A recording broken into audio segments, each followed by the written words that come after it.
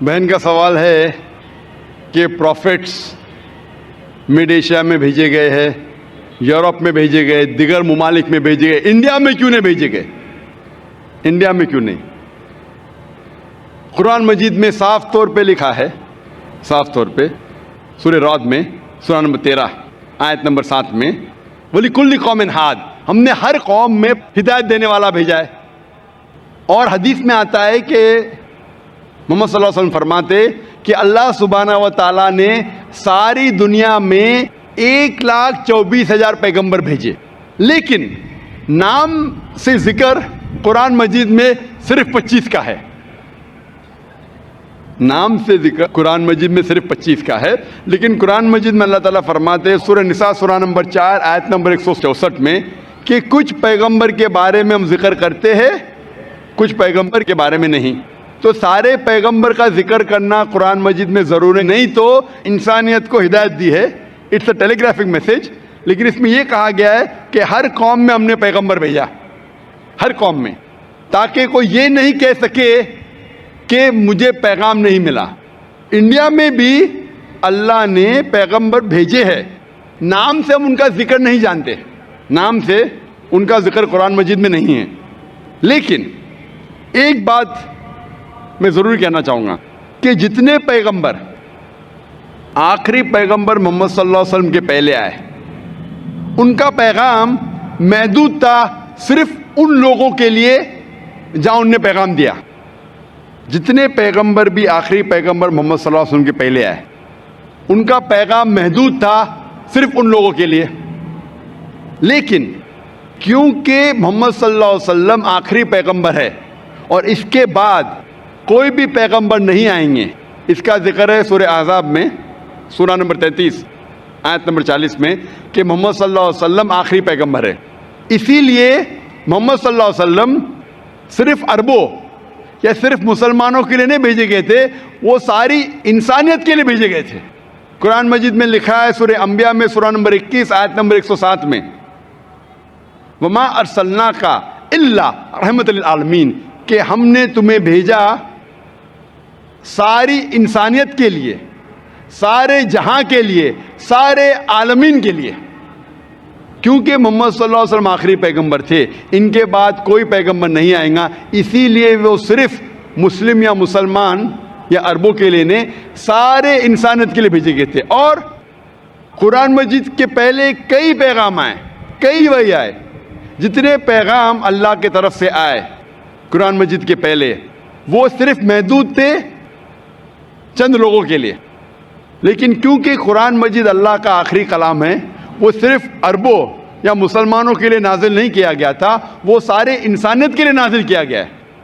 और इसका जिक्र आता है सूरह इब्राहिम में सूरा नंबर 14 आयत नंबर 52 52, और सूरह बकरा सूरा नंबर 2 आयत नंबर 185 में कि हमने ये कुरान सारी इंसानियत को हिदायत के लिए नाजिल किया है। तो इसीलिए आज कुरान और मोहम्मद सल्लल्लाहु अलैहि वसल्लम का पैगाम सिर्फ मुसलमानों या अरबों के लिए नहीं, पहले जितने पैगंबर आए, जितने भी अल्लाह के कलाम भेजे गए, वो सिर्फ महदूद थे कुछ लोगों के लिए। आज आप चाहे हिंदुस्तान में रह रहे हो या यूके में या सऊदी अरेबिया में या यूएसए में या कनाडा में, सारी इंसानियत को मानना चाहिए आखिरी पैगाम कुरान मजीद और आखिरी पैगंबर मोहम्मद सल्लल्लाहु अलैहि वसल्लम। इसीलिए इसका जिक्र, मोहम्मद सल्लल्लाहु अलैहि वसल्लम का जिक्र सारे दिगर मज़ाहिब में है कि ये आखिरी पैगंबर आने वाले हैं। बाइबल में है, हिंदुओं के किताब में है, पारसियों की किताब में है, यहूदी की किताब में है। इसीलिए आज आप चाहे दुनिया में किधर भी रह रहे हो, कोई भी ख़ानदान में पैदा हुए होंगे, आपको मानना चाहिए कुरान मजीद और मानना चाहिए आखिरी पैगंबर मोहम्मद सल्लल्लाहु अलैहि वसल्लम। आप आस्क वन मोर क्वेश्चन। जी हाँ बहन, मतलब इस्लामिज़म में रीबॉर्न होना यानी दूसरा जन्म तो है नहीं, राइट? तो फिर यहाँ क़यामत के वक्त अल्लाह सबको फिर से मतलब ये करेंगे, तो वो मुझे कंसेप्ट समझ में नहीं आया। बहन ने पूछा कि इस्लाम में रीबॉर्न, रीबर्थ तो नहीं होता, फिर से आप दुनिया में पैदा नहीं होते, लेकिन आखिरत में फिर से उठाया जाए, उसका कॉन्सेप्ट नहीं समझे। आप अगर पढ़ेंगे ये जो कॉन्सेप्ट है हिंदू धर्म में, हिंदू धर्म में जो रीबर्थ का, ये कॉन्सेप्ट कुछ किताबों में है, लेकिन ऊंची किताब अगर आप पढ़ेंगे Veda, the cycle of birth and rebirth is called samskara. Sanskrit में इसे कहते संस्कारा। ये हिंदू विद्वानों ने, पंडितों ने इसका जिक्र किया, लेकिन इसका जिक्र वेद में कहीं नहीं आता है।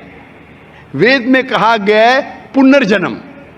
पुनर्जन्म सुना आपने? जी बहन सुना है? जी। हाँ, पुनर की मतलब फिर से वापस। पुनर का मतलब नेक्स्ट, वापस। ठीक है, मान गया। पुनर मतलब नेक्स्ट, अगला, वापस। जन्म मतलब लाइफ, जन्म मतलब जिंदगी, फिर से जिंदगी, वापस जिंदगी। इससे इस्लाम को कोई हर्ज नहीं। इस्लाम भी इसमें मानता है। इस्लाम में भी अल्लाह ताला फरमाते हैं सूरह बकरा में कि अल्लाह ताला ने आपको जिंदगी दी, फिर मौत दी, फिर से जिंदगी दी। यानी इस्लाम में भी हम मानते हैं कि हमारा पुनर्जन्म होगा, लेकिन एक बार, वो आखिरत में। तो पुनर्जन्म इस्लाम में भी लिखा है, लेकिन संस्कारा ने, जो हिंदू विद्वान कहते जिंदगी फिर मौत, फिर जिंदगी फिर मौत, फिर जिंदगी और मौत, और अब 7 बार लेंगे जन्म इंसान जैसा, इसका जिक्र वेद में कहीं भी नहीं है। मैं चैलेंज करता हूं।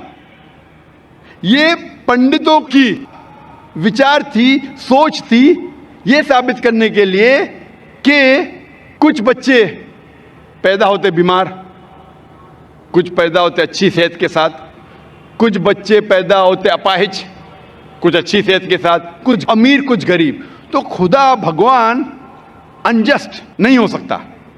भगवान हमेशा जस्ट है। उनको ये नहीं समझ में आता था बच्चा कैसा अपाहिज पैदा हुआ, बच्चा गरीब कैसा पैदा हो। तो उनने अपनी सोच से सोचने लगे कि भगवान तो गलती नहीं कर सकता, इसीलिए ये बच्चे ने पहले जन्म में गलती किया है, इसलिए अभी अपाहिज पैदा हुआ। पहले जन्म में कुछ गलती किया, इसलिए गरीब पैदा हुआ। पहले जन्म में अच्छा किया तो अमीर पैदा हुआ। ये उनकी सोच है, ये आपके वेद में नहीं लिखा है। इस्लाम में, कुरान मजीद में अल्लाह ताला फरमाते कि बच्चे आपके लिए इम्तिहान हैं। तो बच्चे जब अपाहिज पैदा होते हैं तो ये नहीं कि वो जन्नत में नहीं जा सकते। हर बच्चा मासूम है। बच्चे वालिदैन के लिए फितना है, इम्तिहान है। तो हो सकता है कि कंजेनाइटल हार्ट डिफेक्ट होकर बच्चा पैदा होता है, उसको दिल की बीमारी है। दिल की बीमारी होना मतलब ये नहीं कि बच्चा जहन्नम में जाएगा, लेकिन वालिदैन के लिए एक फितना है, टेस्ट है कि बच्चे अगर बीमार पैदा होते हैं फिर भी वालिदैन अल्लाह पे भरोसा करते हैं क्या नहीं। हो सकता है कि वालिदैन नमाजी है, अल्लाह के अहकामात पे अमल करते, अल्लाह ताला उनको अच्छा मयार देना चाहता है। मिसाल के तौर पे आप जब पास करते हैं ग्रेजुएशन, तो आप बीए पास कर दिए, बीए बन गए, लेकिन जब आप एमबीबीएस एग्जाम देते आपके नाम के आगे लग जाता है डॉक्टर। बट एमबीबीएस एग्जाम पास करना बीए एग्जाम से बहुत कठिन है और डिफिकल्ट है और मुश्किल है। लेकिन जब मुश्किल टेस्ट पास करते आपका रिवॉर्ड भी बड़ा है। तो अगर बच्चे अपाहिज पैदा होने के बाद फिर भी वालिदैन अल्लाह पे भरोसा करते तो अल्लाह ताला हो सकता है उनको जन्नत फिरदौस देना चाहता है। जन्नत में भी लेवल है। तो ये टेस्ट कर रहा है अल्लाह। किसी को गरीब पैदा करता है, किसी को अमीर पैदा करता है। अमीर या गरीब से आप जन्नत में नहीं जा सकते, बनिस्बत अमीर आदमी को जन्नत में जाना और मुश्किल है, क्योंकि उसका इम्तिहान और कठिन है, डिफिकल्ट है। क्योंकि अमीर को चैरिटी देने का होता है, गरीब को चैरिटी नहीं देने का। ज़कात के अंदर गरीब को फुल मार्क्स हो सकता है, बोलेगा मैं नहीं दूंगा तो 0 मिला। हो सकता है वो आधा दे रहा है तो आधे मार्क्स मिलेंगे। गरीब को 100 आउट ऑफ 100। हम कहते हैं गरीब है, गरीब के और चांसेस है जन्नत में जाने के लिए। हम कहते हैं गरीब इंसान है। ये हमारी सोच है। अल्लाह ताला इम्तिहान ले रहा है। अल्लाह ताला कहता है कि दौलत एक इम्तिहान है। तो ये हिंदू विद्वान इसे समझ नहीं सके तो संस्कारा कहे, मौत जिंदगी, मौत जिंदगी, मौत जिंदगी। लेकिन वेद में लिखा है पुनर्जन्म। एक बार आप इस दुनिया में आएंगे, इसके बाद आपकी मौत आएंगी, फिर से उठाया जाएगा आखिरत के दिन पे, और उस दिन आपका हिसाब किताब होगा।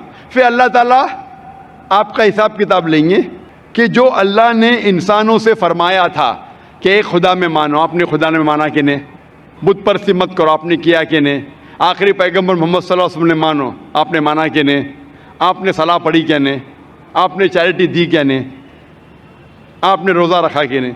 तो ये अल्लाह ताला हिसाब किताब करने के बाद आपको ग्रेस मार्क भी दे सकते।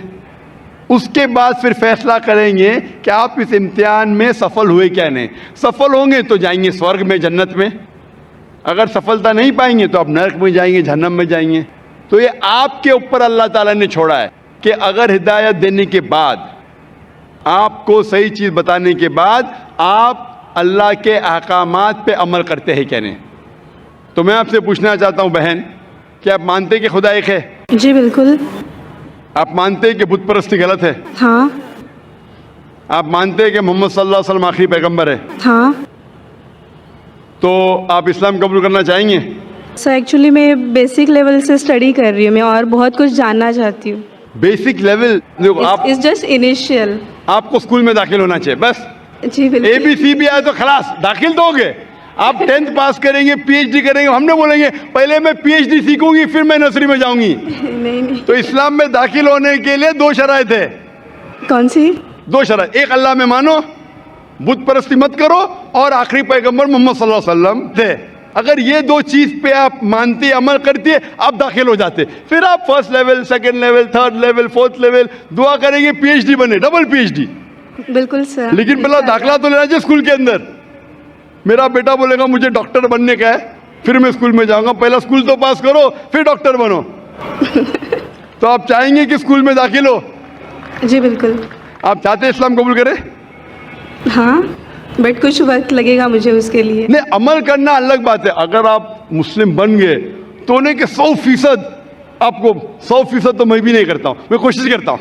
सही बात है, हम लोग इंसान है ना। मैं बिल्कुल सही, बिल्कुल सही। आप तो माशाल्लाह, आप कह रहे कि आप शुरू किए, मुझे तो लगता है कि आप तो माशाल्लाह ग्रेजुएट हो गए।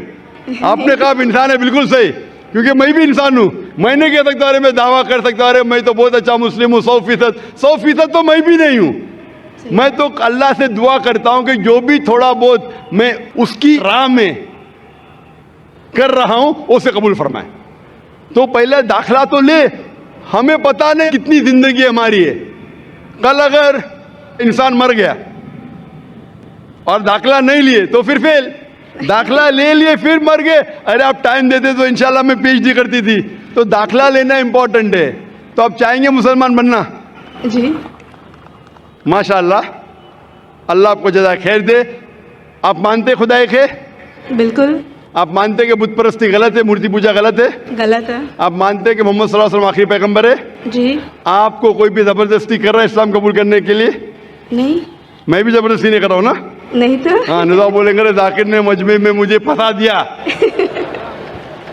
माशाल्लाह, फंस रहे तो मालूम है मैंने फंसाया नहीं। आप जवाब भी सही दे रहे। आप अपने होशो हवास में इस्लाम कबूल करना चाहते?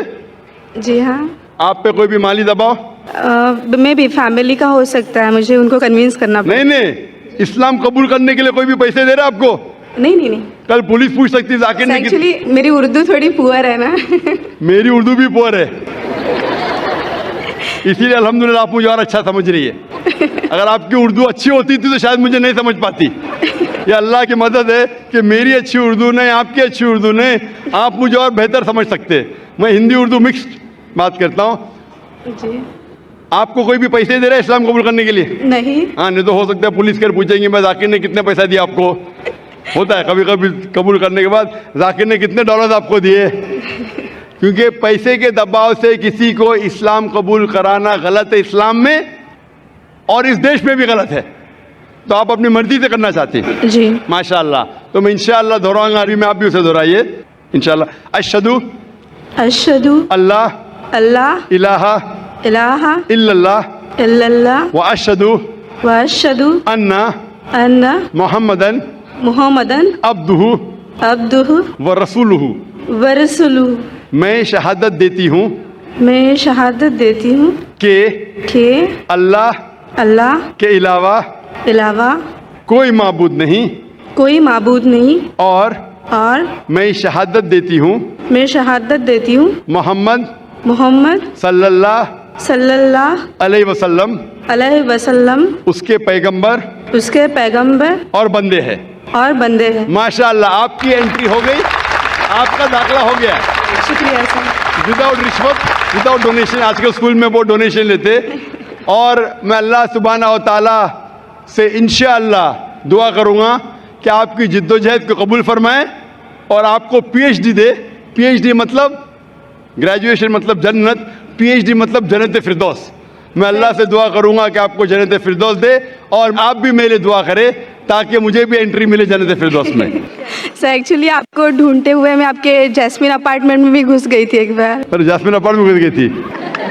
और आपके घर पे जाके आपकी बेटी से बात की थी जिक्रा से। ओह माशाल्लाह, माशाल्लाह। आपका नाम क्या है? जी मेरा नाम माया है। माया है, माशाल्लाह। मेरी बेटी ने मुझसे कहा ने, माशाल्लाह। Thank you sir.